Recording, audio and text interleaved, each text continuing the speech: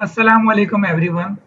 So in this video we'll solve exercise 2.3. हम chapter 2 कर रहे हैं matrix and determinant. Last video में हमने देखा था कि किस तरह हम डिटर्मिनेंट मालूम करते हैं और आपको याद होगा मैंने एक एग्जांपल भी आपको दिखाई थी जो हमने डिटर्मिनेंट जिसका मालूम किया था। और मैंने उस टाइम आपको एक बात बताई थी कि मैं आपको एक खास बात बताऊंगा in the next video. So first let's start with this. Okay, so you can see a determinant here. We were solving this example last time. ये example हम solve कर रहे थे और इसका determinant 8 आया था और मैंने आपको ये कहा था कि हमने इसमें फर्स्ट रॉ के एलिमेंट्स को सिलेक्ट किया है। लेकिन यहाँ मैं आपको ये बात कहने जा रहा हूँ कि whether you select the first row or second row or third row, your answer will always 8. आपका आंसर चेंज नहीं होगा। देखिए, अगर मैं यही सवाल सॉल्व करता हूँ लेकिन मैं अब सेकंड रॉ को सिलेक्ट करता हूँ, सेकंड रॉ के एलिमेंट्स को सिलेक्ट करता हूँ, सो डिटर्मिनेंट ऑफ ए। सो अच्छा, अब एक खास बात है, फर्स्ट रॉ के एलिमेंट्स को जब मैंने सिलेक्ट किया था तो मेरा फर्स्ट सबसे पहले प्लस था, फिर माइनस था और फिर प्लस था।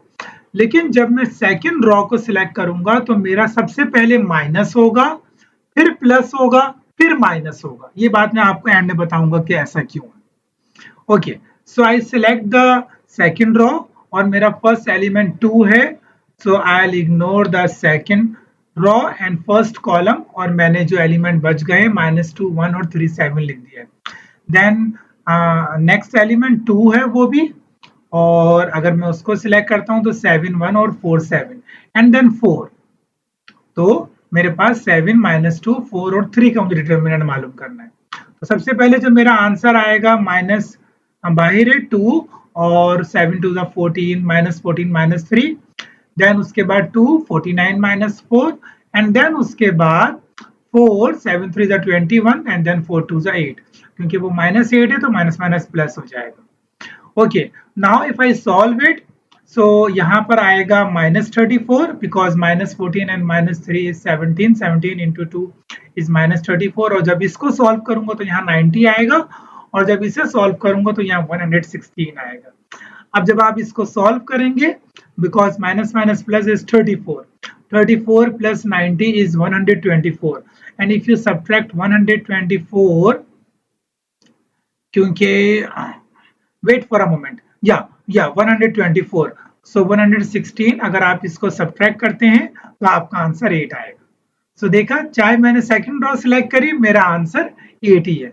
Let's come to the third row. अगर मैं इसी क्वेश्चन को सॉल्व कर रहा हूं लेकिन अब मैं थर्ड रॉ सिलेक्ट करने जा रहा हूं, तो फर्स्ट नाउ अब मैं थर्ड रो चेंज कर रहा हूं तो मेरे साइन फिर चेंज हो जाएंगे, पहला प्लस फिर माइनस फिर प्लस। सिर्फ सेकंड रो में ऐसा होगा कि पहले माइनस फिर प्लस और फिर माइनस, लेकिन फर्स्ट और थर्ड रो में पहले प्लस फिर माइनस फिर प्लस, वही रूल होगा।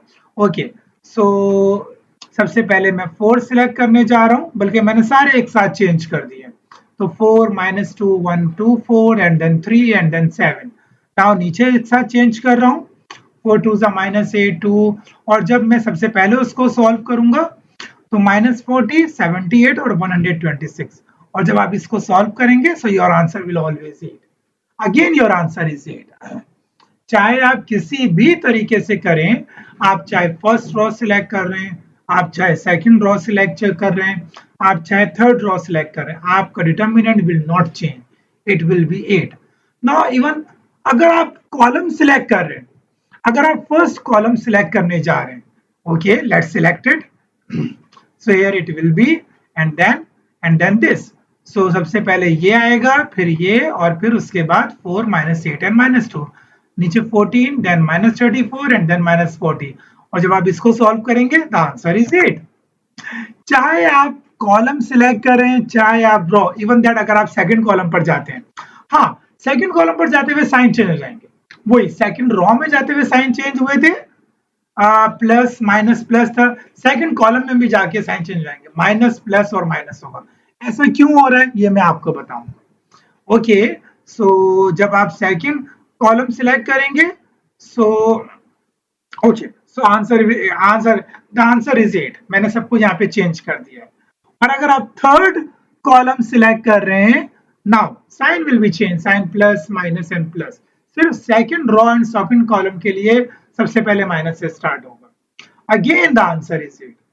So student, if you are going to find the determinant of any matrix, whether you select first row, whether you select the elements of second row, whether you select the element of third row, whether you select the first column, whether you select the second column, whether you select the third column, the answer will not change. बस एक चीज का ख्याल रखना है, जब आप second row और सेकंड कॉलम सिलेक्ट करेंगे, so your first will be minus, then plus और देन माइनस आएगा। ऐसा क्यों हो रहा है ये मैं आपको आगे चलकर बताता हूँ। अच्छा, आपने देखा था कि हम माइनर एंड को फैक्टर मालूम कर रहे थे। फॉर एग्जाम्पल, अगर मेरे पास ये 7 है और मैं इसका माइनर मालूम करने जा रहा हूँ, so it will B 2437। It is a determinant of element. तो ये इसका माइनर होगा और इसका कोफैक्टर क्या होगा, बस सिर्फ वहां शुरू में -1 टू द पावर 1+1 आएगा। 1+1 क्यों आया, वो इसलिए क्योंकि यहाँ पर ये फर्स्ट एलिमेंट है, इसका रो भी 1 है, उसकी कॉलम भी 1 है। तो 1+1 is 2। Now -1 to the power 2 is positive। That's why जब आप फर्स्ट कॉलम सिलेक्ट कर रहे होते हैं तो पहले आप प्लस साइन लगाते हैं। उसके बाद अगर हम सेकंड कॉलम सेकंड एलिमेंट पर जाते हैं तो अब सेकंड फर्स्ट रो है और सेकंड कॉलम है, that's why 1+2 and 1+2 is 3, -1 to the power 3 is -1। That's why जब सेकंड उस पे जाते हैं तो हम माइनस साइन लगाते हैं और अगले उस पर हम प्लस साइन लगाते हैं, क्योंकि वहां पे थर्ड रो और थर्ड सॉरी फर्स्ट रो और थर्ड कॉलम है एंड 1+3 इज 4। नाउ जब हम इसीलिए प्लस साइन आता है, जब हम सेकंड रो पर आते हैं, अब सेकंड रो पे ये जो हमारे पास एलिमेंट है ये सेकंड रो और फर्स्ट कॉलम है, इट्स मीन 2+1 3। दैट्स वाई मेरा यहाँ पहले माइनस साइन आता है।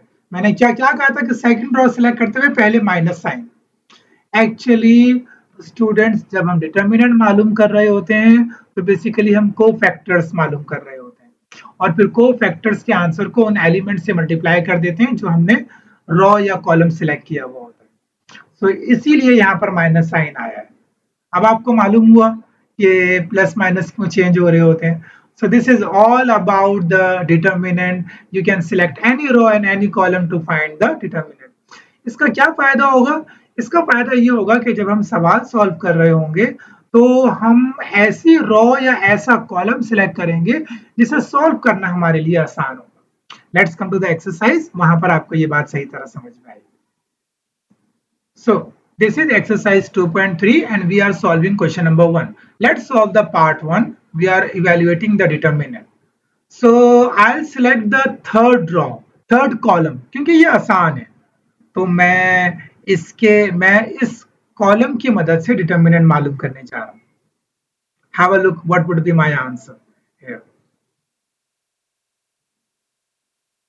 So 3 3 are 9, 9 plus 8, then 0 जब मल्टीप्लाई होगा तो 0 ही होगा, इसलिए मैंने उसको फर्दर नहीं किया। Now 9 plus 8 and then multiply by 3, so it is 3 and 17.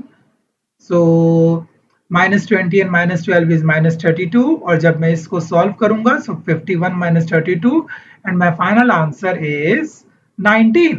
This is my determinant. -19, sorry. Now come to the second part of this question. -2, 4, 3, 5, 4, -2 and then 2, 7, 3. Here I'll select the first row -2 because वो आसान लग रही है मुझे। Then अच्छा, ये -2 जो आया ये एलिमेंट का -2 है, ठीक है। तो 12 minus 4, 12 plus 14, 14 plus 4, 35 and then so on. And when I'm gonna solve, जब मैं इसको सॉल्व करूंगा तो my answer is 52 minus 52, 19 into 4 is 76.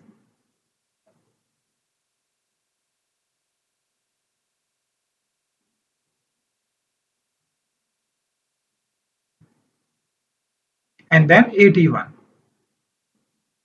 So here my answer is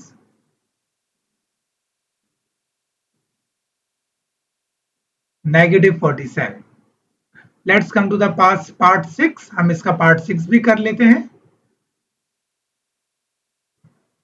So here I selected the third column because it is easier to solve.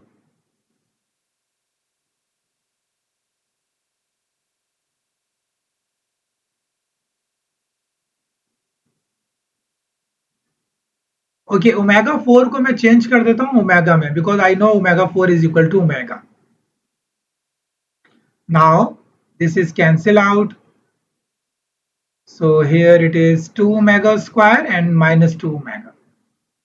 So omega square minus 2 bracket में omega square minus omega is my answer. मैं part 4 भी solve कर रहा हूँ इसका और यहाँ पर मैंने second कॉलम को सिलेक्ट किया है. दैट्स वाई मेरे पहला माइनस फिर प्लस अब दोबारा माइनस आएगा. तो ये 0 0 को सॉल्व ही नहीं करना है मुझे.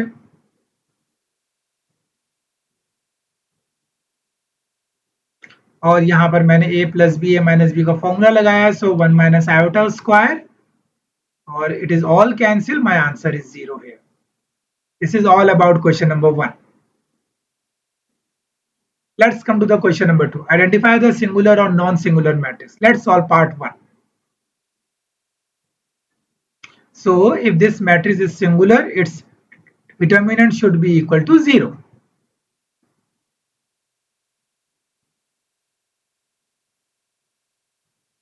Otherwise it would be non-singular. तो यहां पर मैंने सेकंड कॉलम को सिलेक्ट किया है. ये 0 है and then 5 28 12 42 and then plus 60.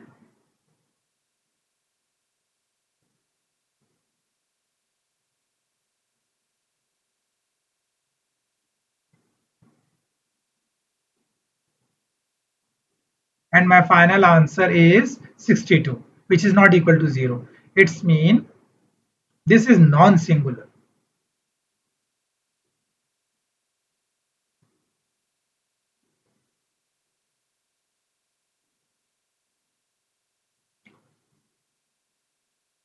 Now let's come to the question number part 2. Part 2 हम चेक करते हैं whether it is singular or non singular. यहाँ पर मुझे कौन सा रॉ या कॉलम सिलेक्ट करना चाहिए. मैंने थर्ड कॉलम सिलेक्ट किया है. So plus minus and then plus 0. So here you can see the determinant is equal to 0. It's mean this is a singular matrix. It's very easy.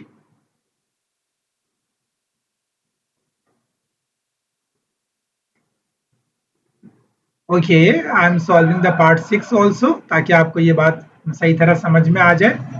और यहाँ पर मैं third raw को select करने जा रहा हूँ क्योंकि वहां पे 0 है तो मेरे लिए आसानी हो जाएगी उसको सॉल्व करना.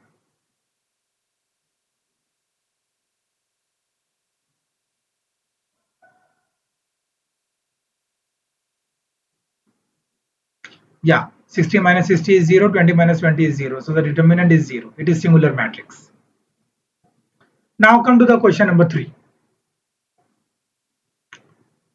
Find the value of x for which the following matrices are singular.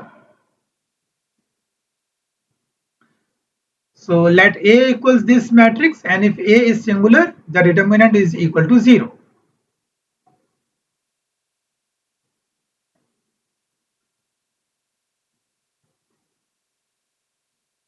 So 30 and 10 will be moved there. So my answer is 3. Come to the part 3. Let A equal this matrix and again if A is singular, the determinant is equal to 0.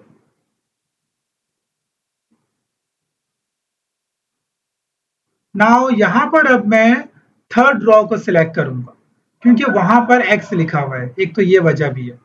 वैसे अगर आप कुछ और भी select कर लें तो आप इसको सॉल्व कर सकते हैं.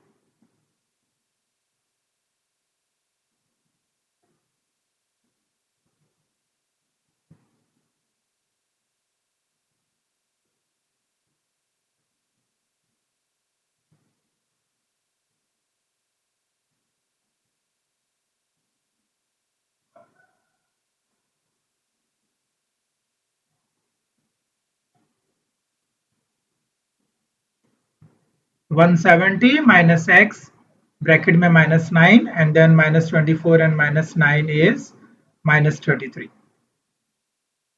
So I can see here the x is not equal to 0.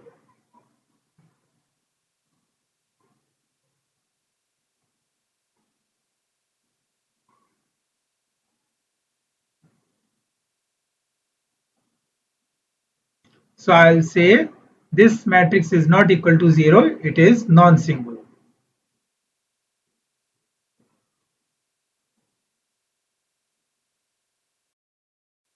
So this is all about question number, this is all about the determinant. Inshallah, in the next video, we'll look at the adjoint of a matrix. How can you find the adjoint?